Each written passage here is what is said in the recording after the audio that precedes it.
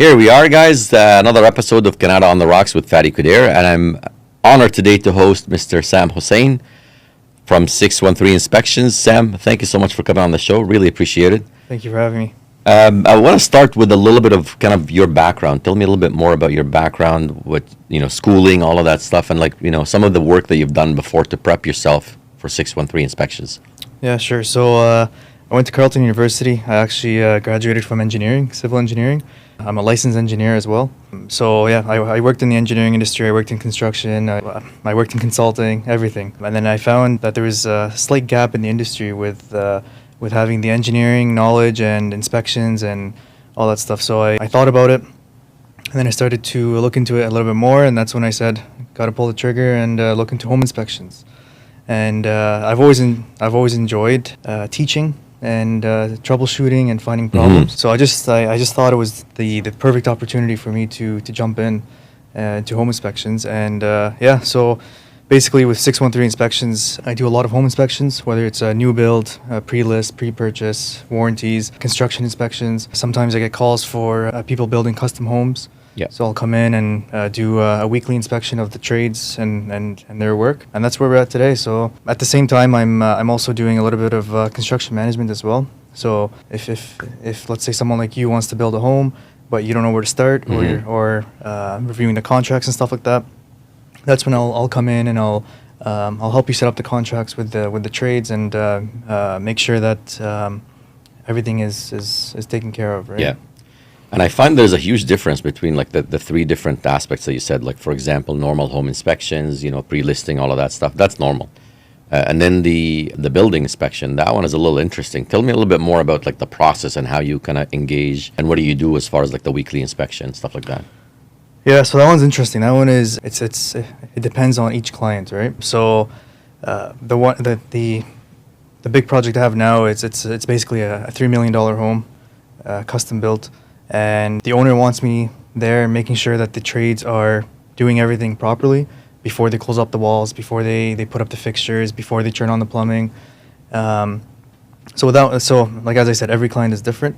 But with that one specifically, I'll review the actual quotes that they provided him, and then I'll make sure that whatever's installed and before they're off site, that everything is done as per their quote and as per the contract.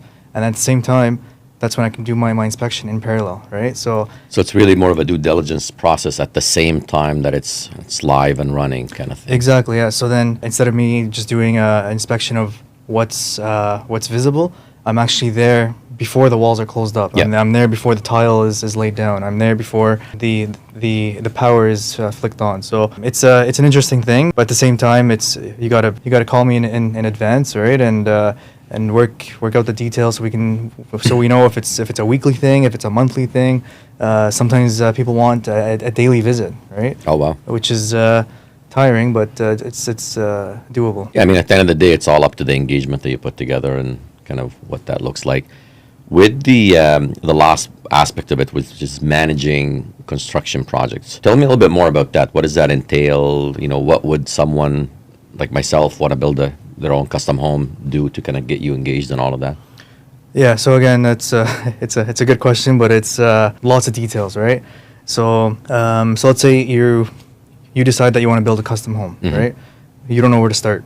I don't know where to start. You don't know where to start, right? So the first place to start is finding an engineer or architect to design the drawings for you, right?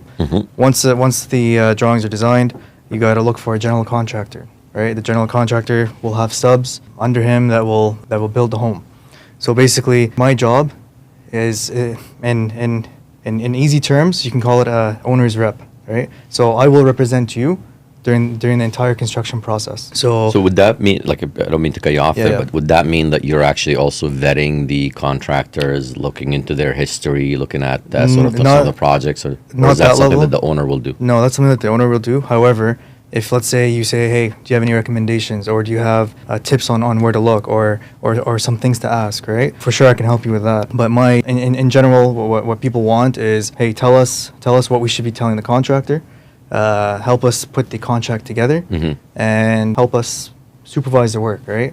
So whether it's making sure that the work is being done properly, or making sure that whatever they're submitting for extras is accurate, that kind of stuff, right? So the easy term is owner's rep. So I'm there representing you, not representing myself or the client or the contractor. Sorry. Would it be fair to say also, like from an owner's representation perspective, you're also looking at the engagement? The engagement is really multiple levels, multiple tiers kind of thing, or is it just like one shot fits all kind of thing? As far as like the representation. No, it's just one shot, right? So it all depends on what you want, right? So if you're the owner of the property and it's going to be your custom home, then we look at it from that point of view, right? But let's say if you're an investor and you want to build, I don't know, a 3-story building or whatever, right? Obviously, the level of engagement is going to change. The perspective is going to change.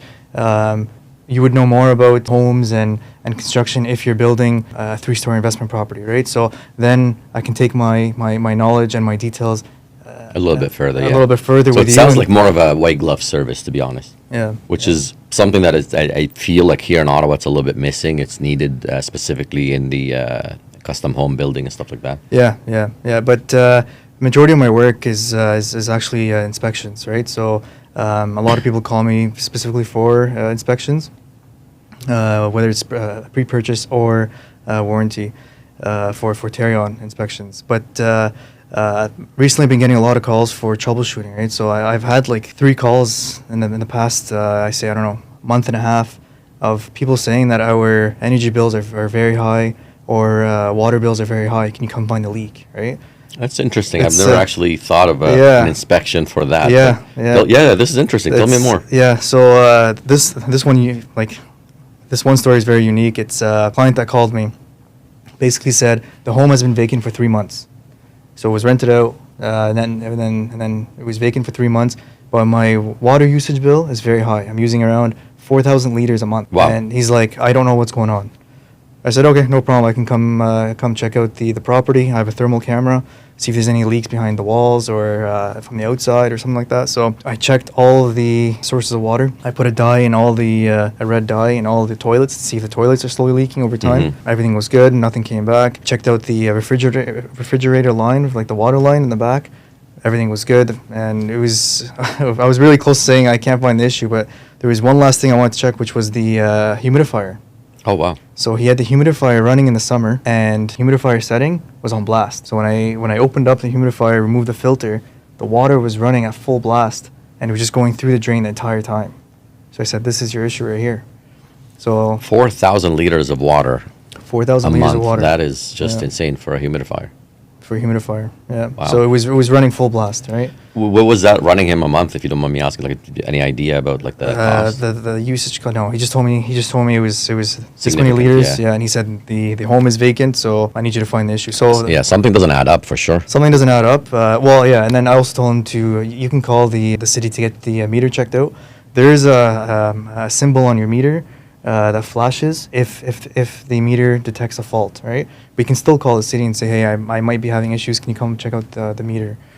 So that was an interesting one, right? So it's not all about strictly pre-purchase inspections. It's also troubleshooting, right? Which is something that I enjoy. I really like the whole use of the red dye and all of that. It sounds like science class for sure. Yeah, man. Like I love troubleshooting, right? That's my thing, and Yeah.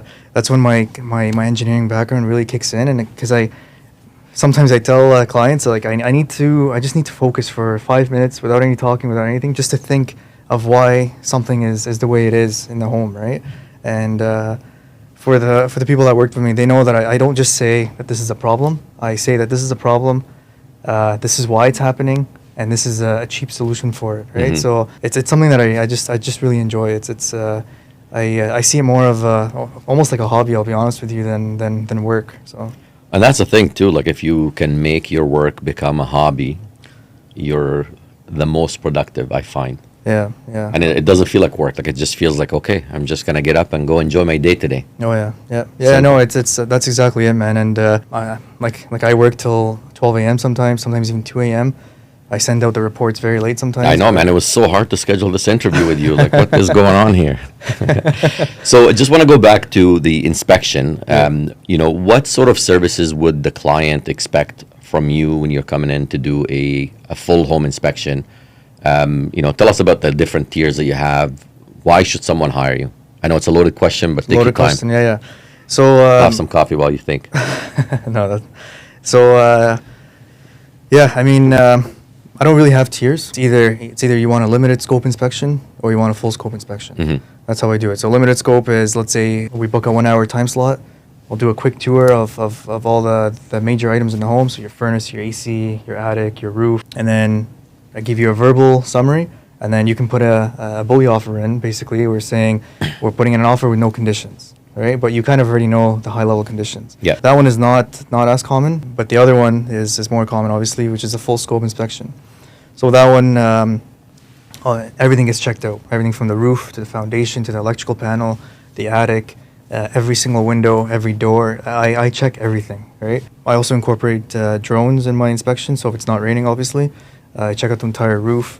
And I can pinpoint down to a nail pop on the roof using my drone, right? That's amazing. It's a little geeky, but it's amazing. So yeah, but I enjoy it, man. So that's a I know. thing, right? I see some of your reels and stuff, and I was like, oh my god, look at those little drone going in, checking every little piece of the roof. Yeah. So so I use a drone for the roofs, and then work my way in basically, and then like as I said, I check everything from the windows to the doors, the drywall, the vents, furnace, the AC, the electrical panel. I actually open up and I see if there's any signs of let's say fire or double taps, which is pretty common in homes that are flipped or renos. Kitchens, washrooms, everything, toilets, plumbing, everything, right?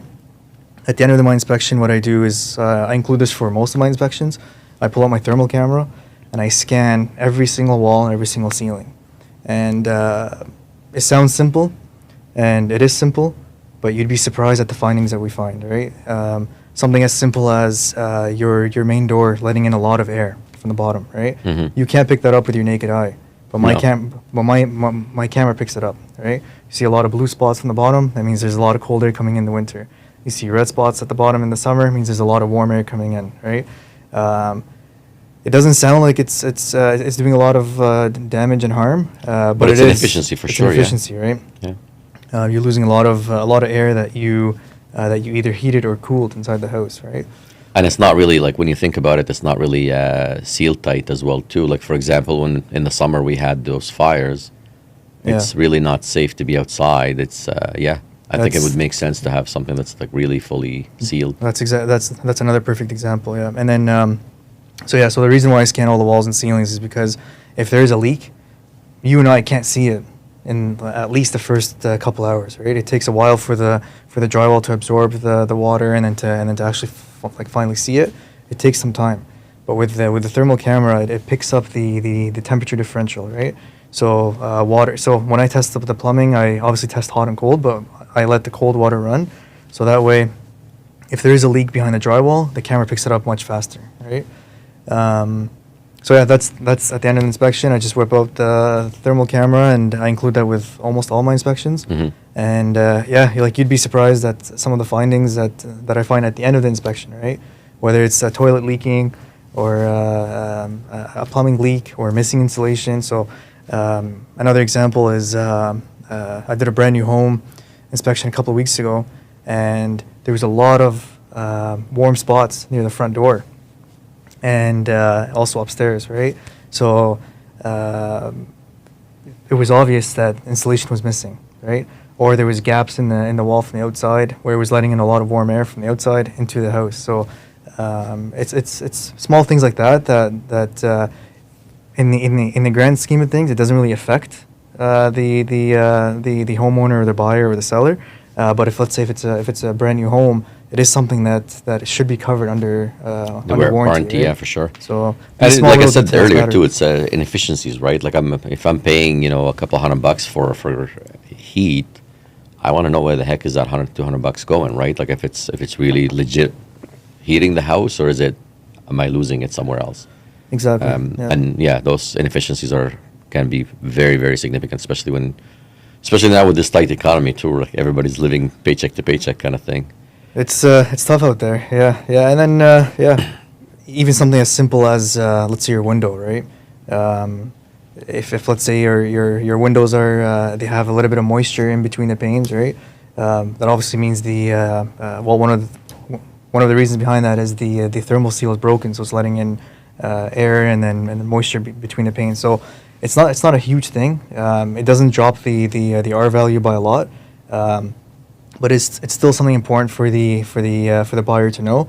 I don't personally. I don't tell buyers to change their windows if that is a problem that they see right away, or if I see it, it's not like, to me it's not a huge problem, right? It drops the R value by a little bit, but it's something that you should consider maybe the next 5 to 10 years, or the next time you plan on doing a major reno, maybe you can consider replacing that one window. Makes sense. So And it's all what do about you, efficiency. just kind of like digging into the inspection a little bit more, just so for folks that are watching to understand a little bit why they should have an inspection in the first place. What are your thoughts on some of the pitfalls that we've seen or you've seen over the years, and some of the common areas of opportunities or some of the common areas of issues, if you will, within the homes? Yeah. Again, it's a very good question, but it's going to be detailed. So it's important to get an inspection. That's for me. I will never say to purchase a home without an inspection. You need to know what you're getting yourself into, right? Especially for first-time home buyers. Yeah. They don't really know what they're getting themselves into, right? Whether it's the age of the furnace, or the condition of the roof, or a crack in the foundation, right? So the regular person would see a crack in the foundation and they get scared, right? The house is going to fall down in 5-10 Yep. years, right? Oh, yeah. You probably see that all the time. All the time. All It's the like, time. oh, it's a hairline. Yeah, but my house is gonna leak and this, and it's just they literally start spinning. Yeah, yeah. So, and then a lot of inspectors would say to further investigate and get an engineer and all that stuff, right? I don't do that. So, because I know cracks, I know concrete, I know foundations, right? So the reason for that's one of the reasons. Why would you get an engineer when you have one? That's one part, but that's the reason. It's one of the reasons why to get a home inspection, right? So I'll go back to the crack example. You see a crack in the floor, right? And even if it's half an inch wide, right? People say, "Oh my God, it's a cracked basement floor. I don't want this home." Yeah. But not a lot of people know that most homes, the basement floor it's a non-structural slab, right? It's there just for you to have something to walk on. It's not part of the foundation. It's not a structural issue. There could be structural implications if It used to be a threshold back in the day, right? There Yeah. wasn't even like a concrete. It was just threshold. Oh yeah, Yeah. I didn't know that. But nowadays, I mean, it's concrete because we Yeah. live in a modern life Yeah, here, so we're yeah. not gonna be sleeping on Gravel and dirt, threshold yeah. and gravel. So Yeah. So obviously there could be structural implications if it's, let's say, around a column or something like that. But in general, it's not a structural issue, right? You seal it up in case any moisture comes up. So that's why it's good to have a home inspection. It's for details like this, and then you get the background information on it, and it gives you the peace of mind, right? yeah. I've done this before with some of my clients where I would actually compare the inspection to the inspection on buying a car. Yeah. Look, it's at the end of the day, you're still going to buy that car. But at least it gives you a bill of health of what's going on with it. You have 1 to 20 points of inspection or maybe more. And then from there, you can make the decision if this is something that I'm going to move forward with or I don't want to move forward with. Can I fix these or can I not fix these? Is that fair to say? Yeah, oh yeah. That's exactly it. So I usually give them a summary at the end of the report, right? And then after the inspection, if they are on site, I basically tell them everything I found it's pretty basic. It's either regular wear and tear, or it's a maintenance item, but it's not really a deficiency, or this is a deficiency that you should either negotiate with the seller if they can fix, or you fix before moving in, right? Yeah. Or after moving in. It doesn't really matter, but.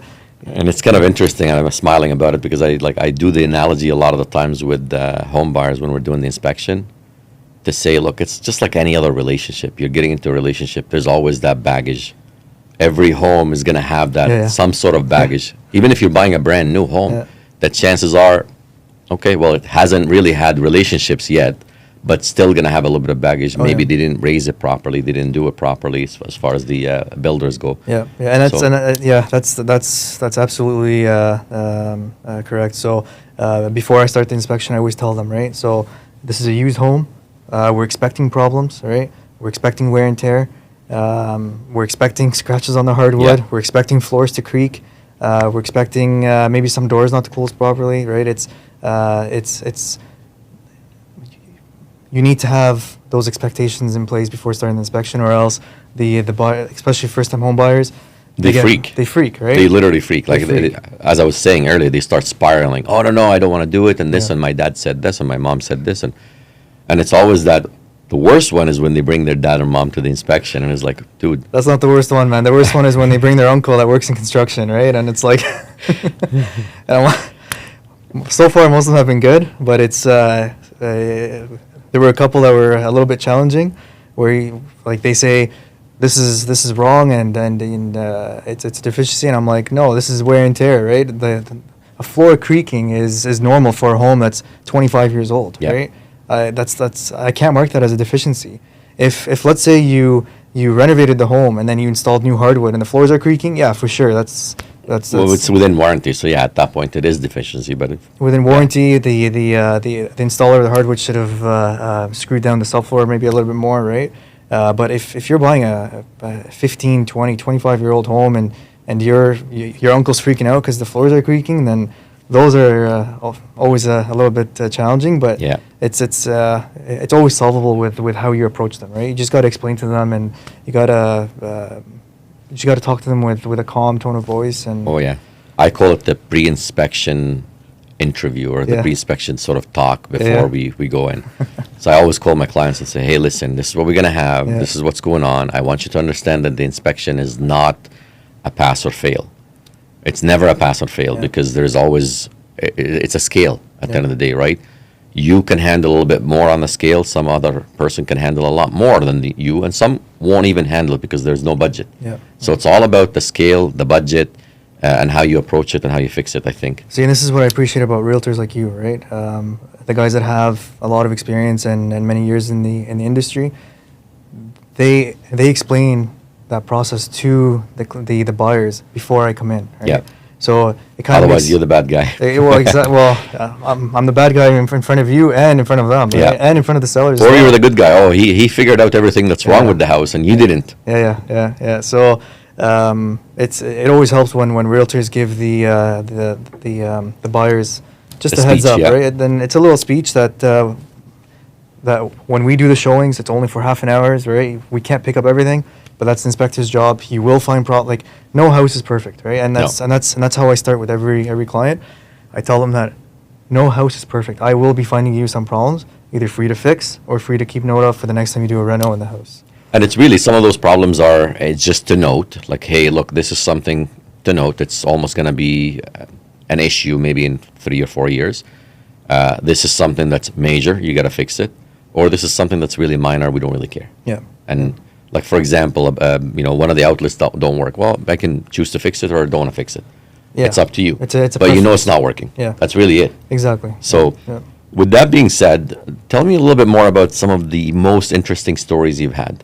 The most interesting inspections that I've had was a flipped home. So it was a 1963 home that was fully gutted, fully done up, and it was on the market for, I think it was like 1.2 million, 1.1 million. So I did the exterior. So the inside was beautiful because I did my tour before the inspection. I walked in. I always start with the exterior. The exterior needed a lot of work. They obviously just focused on the inside, and the outside was just a quick paint job on the wood. They painted the bricks, everything, right? So there was some work there. Go inside the house, everything looks nice. It was staged very, very nicely. It was a beautiful home. Yeah. I mean, What- that's our main job, is staging the house, make it look like it just came out of a magazine, right? Like that's how we sell it. Yeah, but not every home's like that, unfortunately. Yeah. But I agree. So, I always start with the upstairs with the plumbing.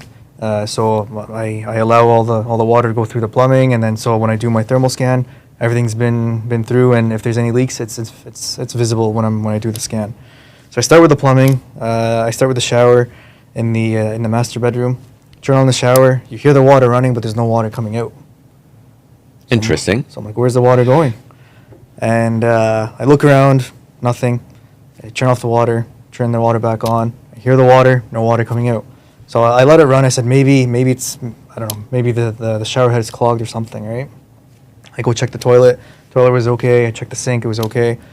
I turned off the shower. And I said, let me go downstairs just to see what the realtor is saying, right? As I leave the washroom, I see a puddle of water in the master bedroom. Oh no. So there is the shower. Basically, when you turn on the shower, there was a cut in the pipe or something, and it was letting all the water out, and it was going beneath the wall and into the master bedroom. There's a huge puddle. So I'm like, okay, I'm gonna go down. I have to inform the realtor.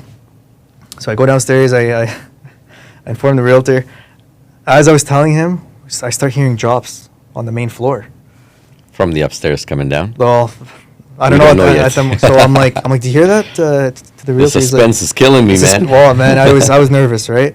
So we walk into the living room, and all I see is all the pot lights are leaking water, right? Holy and moly. it was, as I said, it was dangerous. Well, it was dangerous. Two, it was, you can tell the home was just done, right? It was like the pot lights were good quality. They had those, those inserted LED strips, but like the ones in the actual drywall. They had that, and it's like in my head, I'm like, this is gonna be a big job to fix properly. It's a big job, right?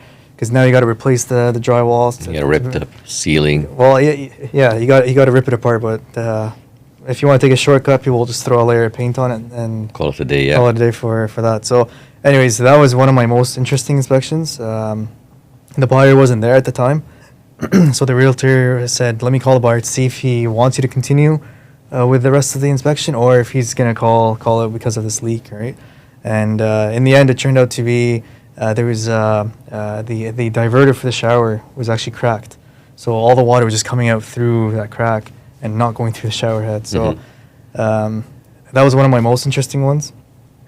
Yeah, another one that I had was there was some noise in the attic, and I'm like, I hope it's not mice. I hope it's not a squirrel. And just before going into the attic, we're outside, and you see a raccoon coming out of the soffit. Oh no! I have a video of that posted on my page actually. So those two stories I will never forget. That's a very interesting one. Yeah. Imagine like you're just like in the middle of the night hearing the noise and going, "What's going on there?" Just gonna go up in the attic and see what's going on. I feel like your face would be destroyed after if that raccoon decided to take a lunge at you. Oh yeah. Well, yeah. That's crazy, man. To me, raccoons are not cute, so I know some people find raccoons cute. No, they look really cute and cuddly, but no, stay away from them. Especially lately, they've been everywhere. Especially like old Ottawa South is just unreal. I'm going to touch base a little bit on some of your background with engineering. How do you feel that's helping you do your job today?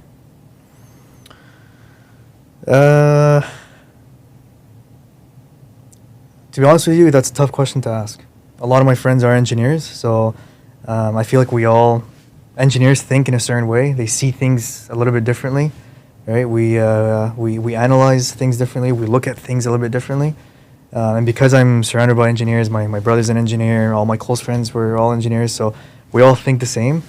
But I notice that when I talk to clients and I explain my thinking, a lot of them don't see the same way that I see things, right? So they say, "Oh wow, okay, that makes sense. Oh wow, we didn't think of it that way." So I feel like that's like just a way of analyzing a problem, troubleshooting, dumbing down the problem and giving a solution. I think all that's because of my experience with engineering and my experience in construction. So I feel like that personally that helps a lot, and it's good value for. I think it's an extra added bonus, like for sure for clients when they're bringing you in. It's not only that they're seeing it just as a hey, pass and fail, here's what's going on. It's also like troubleshooting, problem thinking, like here's what we need to do. Here's like solutions are there too. Like you're offering solutions to the problem. It's not just like it's bad, it's broken, too bad, too sad, move on. Yeah. I'll give you an example. So, a lot of people when they're looking to the home before purchasing it, they have all these ideas, right? We want to open up this wall. We want to remove this post here. We want to have an open space concept, right? So they asked me the question where it's like, there's this post in the middle of the room. Can we remove this post? And to me, that's a straight no, right? The post is there because it's supporting the beam. The beam is there; it's supporting the load from above and the roof and everything, right? So you can't just remove the column because you want an open space. So when I explain to them how, like the purpose of the column and where the loading is going from the beam to the column to the footing below grade, they start to understand why it can't be done. Right? Yeah. So that's how I feel that when I explain things in a step-by-step fashion, it really helps them understand it. Yeah, and I find it difficult for you guys because also, like, given obviously your engineering background and also your inspection, it's not easy for you to kind of recommend or say like, oh, you got to do it this way, because at the end of the day, like, you can't be doing both jobs. Debatable. So I could be doing engineering and inspection at the same time. There's no conflict of interest there, because as an engineer, I still have to inspect work, right? So when I was an engineer for airports, I was still inspecting runways, concrete, asphalt, everything, right? So it's still part of the engineer's role. So I don't see it as a conflict of interest there. However, if you're asking for engineering services from my inspection company, that's when I have to say I can't do that, right? That's exactly what I was trying to get at. Yeah, because there's insurance, there's certificate of authorizations, all that stuff. So I with 613 inspections, I try to focus only on inspections and construction management. Makes sense. Just a little bit more on as far as like the inspection. We talked a little bit more about the why and what would people, like, the value they would get out of it and all of that. Where do you think, like, the biggest pitfalls that some inspectors could actually fall in or don't do properly? That's a tough question to answer on camera. But we're not naming names, man. We're just talking about the product and, like, the service that you guys provide. Yeah, I mean, I think it's a tough question. I'll be honest with you, Fadi. But an example is some inspectors only check a certain number of outlets or a certain number of windows, right? It's called a sample, right? They check 3 out of the, let's say, the 10 windows in the home. Mm-hmm. They say in general the windows are okay. Some inspectors don't use drones or they don't even walk on the roof. They'll just use the binoculars, right? So they'll say we inspected 30% of the roof, right? And it looks good, yeah. It looks good from the time that we inspected it, from how we inspected it, right? So you can't really go back to him later saying, hey, there was loose shingles on the other side of the house, right? Because he told you in the report It's a general inspection that he inspected from the ground level using binoculars, right? So that's where the So it really issue comes sometimes. down to the methodology of how they're actually doing the inspection. And, another one for me, at least, and correct me if I'm wrong, maybe I'm just kind of talking about it from my side of the story. A lot of the times some inspectors, like, they put their foot in their mouth and they say a little too much. Yeah. Can you give me an example of what's a little too much? Yeah, for example, like, I had one inspector, I'm not mentioning names, but I had one inspector that was talking about some of the cracks and, like, what they should do and how they should fix it and all of that. And it really was a very minor crack. When we brought an engineer to fix it, to look at it, it was supposed to be like a $1,000 fix. Yeah. Nothing So- crazy. We could have walked away. Yeah. But I actually took a little bit extra time and said, hey, look, I'm just going to bring in an engineer and the guys that do the concrete. Let's just figure it out, see how it is. Yep. And then you guys can decide. So that's one of my sort of pet peeves when it comes to stuff like that, is just like, don't really make it as bad as it should be. Just facts. Yeah. Tell me yeah. facts. Yeah. Well, I agree with you. And then that's the same example that I gave before, where some inspector will just say further investigate by an engineer, right? Or you have, let's say, an issue with, I don't know, let's say the furnace. They'll say further investigate by an an HVAC specialist, right? That's where it scares the buyers, right? Yeah. Because then it's like, I just hired an inspector, and he told me that I have to further investigate the furnace, I have to further investigate the concrete, I have to call a roofing contractor because of a couple loose shingles, right? Yep. And especially if it's a first-time home buyer or somebody that's just like they're on a limited budget and they know that, holy crap, I got all this stuff to take care of now, and I really have no idea how much it's going to cost. No, I just want to walk away. Yep, yep, yep. And that actually kills a lot more sales than sometimes the finance or I've other parts. I've heard a lot of stories. So no, and that's what I was saying, Fadi, where my approach is slightly different, right? Where I find the problem, I'll explain to them the problem, but I always give a solution, right? So, for example, with let's say that crack, if it's a hairline crack, I know what a hairline crack is, right? If it's a hairline crack, I'll just say monitor.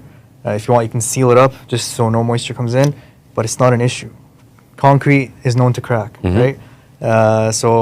It's wear and tear at the end of the day. Like it's not supposed to be there forever. Nothing is meant to be there forever. Like every home is gonna leak. It's gonna have issues. It's just how well you take care of it, and how much you want to take on when you're coming in. Yeah. That's really it. Yeah, but some things are expected for, like, it's like, we'll go back to the crack, right? Concrete is expected to crack. Mhm. When you're walking on the sidewalk, right? You see brand new sidewalks and even old sidewalks. They have relief cuts, right? So that's because they want the cracking to happen there. So even brand new concrete is expected to crack. New homes, they will crack. It's expected to crack. But as I said, there's different levels of cracking. Hairline cracks is very normal. Shrinkage crack is very normal. And that's what homeowners and buyers need to hear, right? That this is normal. So, Yeah. There's actually interesting that we keep talking about cracks. There's this like Japanese form of art that I was reading about the other day that they actually like take the clay that's already been broken and put it together and seal it. And when they seal it, they put gold in the seals. Oh yeah. To show that at the end of the day, life is all about the cracks and how we work with the problems. And sometimes the problem is really what makes it the most interesting. Oh yeah. Yeah. So. Yeah. Well, and sometimes even with the fix of the crack, makes it stronger than the actual concrete itself, right? Yeah. So it's Yeah, a lot of times you find also too, like with broken bones, a lot of the times you find like certain broken bones are much better after they've been broken. They're a lot stronger than the other side because of the fact that they've been through tension and they came through it on the other end. Yep. So it's fantastic. I think, Well, thank you so much. Really appreciate it, man. Looking forward to do more and more work with you as well, and inviting the folks here to check you out as well too at 613 Inspections. Guys, if you like what you see, just hit the like button, subscribe. Love to kind of bring you more interviews here and see what Ottawa's all about. Ottawa's not boring. We all know that. It sounds like it is, but it's not. There's so much to do here. There's so much great businesses. And Sam, thank you again for being on the show and allowing us the time to interview. And guys, if you need any information, hit me up or hit him up as well too, and we'll put all his information on the post. Thanks again. Thank you.